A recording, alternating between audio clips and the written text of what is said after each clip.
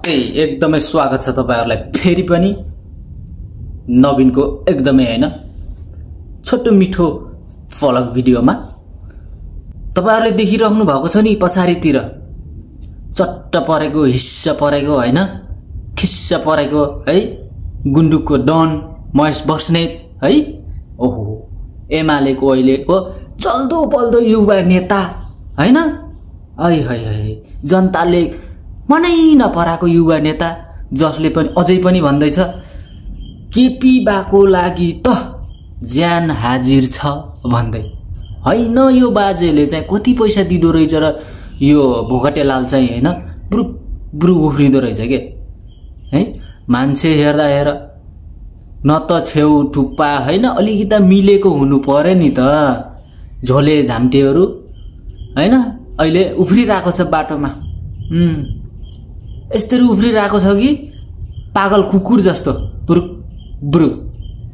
1-2 litre पेट्रोलको भरमा 2-3 चोक्टो मासुको भरमा है उफ्रिराको छ भन्दै छ एमाले पार्टी जस्तो बलियो पार्टी बलियोन पार्टी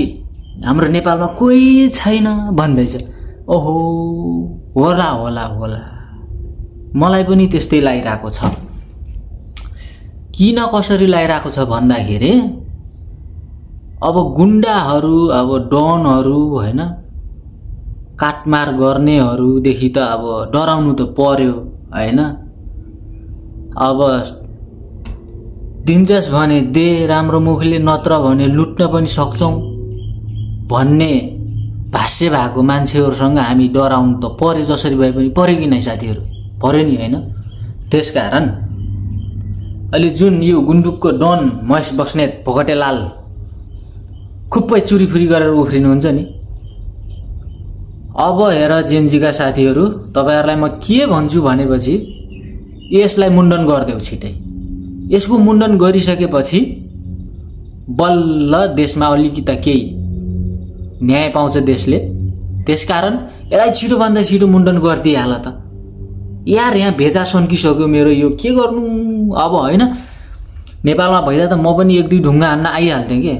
अब परिस्थिति बाध्यताले अब पैसा पनि चाहियो यो पापी पेटको सवाल छ साथी है के गर्नु परदेशमा छौं तर आउँछौं साथी कन्ट्र्याक्ट पूरा हुन